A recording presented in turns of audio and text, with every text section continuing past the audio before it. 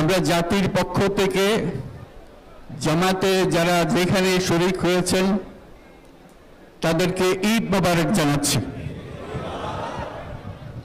একটু জোরে বলেন, তারা যেন সবাই শুনতে পায়।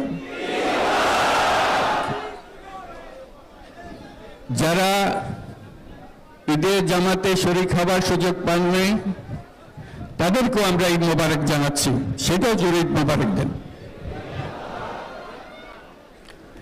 আমাদের মা বোনেরা, মহিলারা যারা ঘরে আছেন তাদেরকেও আমরা জাতির পক্ষ থেকে ঈদ মোবারক জানাচ্ছি।